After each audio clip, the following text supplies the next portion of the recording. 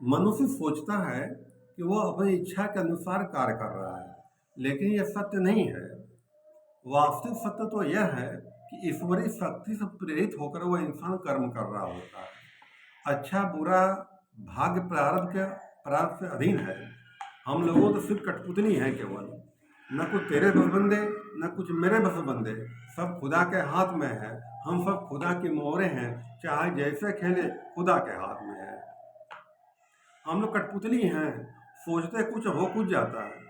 हमारी मर्जी कुछ और मालिक की मर्जी कुछ और है। हमारी मर्जी कहाँ चल सकती है? इंसान के जीवन में कभी कभी ऐसी परिस्थिति आ जाती है, उससे बुरे कर्म हो जाते हैं, उसका अपना बस नहीं चलता है, वह चाह कर भी नहीं उठा कर सकता है, कर्म हो जाता है उससे। बड़े से बड़े विद्वान और ज्ञानी के इंसान के जीवन में कभी कभी ऐसी परिस्थिति आ जाती है कि उसकी बुद्धि नहीं करती है। करे तो क्या करें, आखिर हम नहीं बुद्धि काम करती है। जब अपनी बुद्धि न काम कर रही हो, ऐसे समय में इंसान को धैर्य रखना चाहिए। धैर्य, समय बड़ा बलवान होता है। समय बड़ा बलवान होता है, कुछ भी कर सकता है। इंसान अपने बस में कुछ रह नहीं जाता है। इसलिए स्थितियों को धैर्यपूर्वक देखना चाहिए कि हो क्या रहा है, और जो हो रहा है वो नियति की मर्जी से हो रहा है। उसमें हाथ मत डालो, हाथ जल जाएगा। जहाँ अपना बस में चलता हो वहाँ साक्षी बन के देखो, दृष्टा बन के देखो, जो हो रहा है वो नियति की मर्जी से हो रहा है। जब इंसान धैर्य रखता है तो समय बदलता है। सुख के बाद दुख आता है, दुख के बाद सुख आता है। ये प्रकृति नियम है। किसी के जीवन में हमेशा दुख नहीं रहता है, किसी के जीवन में हमेशा सुख नहीं रहता है। इसलिए कहते हैं इंसान को अच्छे कर्म करने चाहिए। तो इंसान ने किया हुआ कर्म ही लौट के आता है, इंसान को सुख और दुख देता है। काऊ न काऊ सुख दुख कर दाता, निज कर्म सब भोग भराता।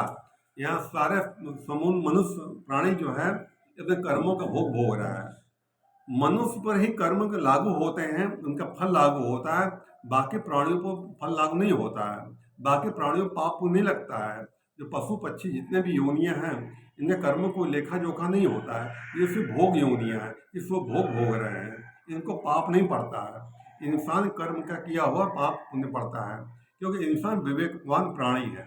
बाकी उतने जितने प्राणी हैं, पशु पक्षी वगैरह, ये विवेकवान नहीं उतने हैं जितना इंसान विवेक है।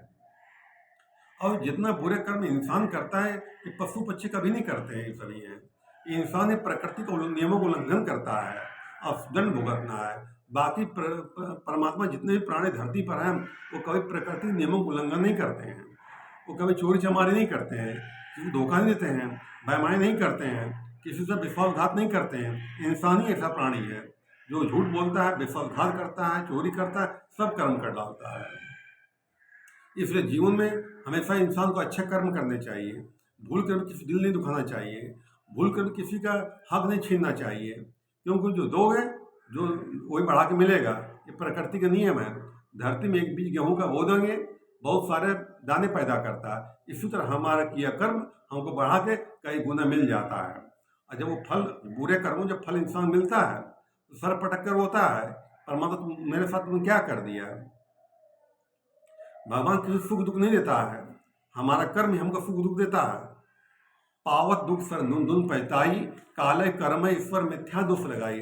अपने पाप कर्म करता है, जब सजा भुगतने पड़ती है सर पटक कर रोता है, अब भगवान को दोष ठहराता है, भगवान तो मेरे साथ क्यों कर दिया। अरे भगवान तो किस साथ करेगा, भगवान तो साक्षी है, दृष्टा है, अकर्ता है, वो केवल देखता क्या कर रहे हो।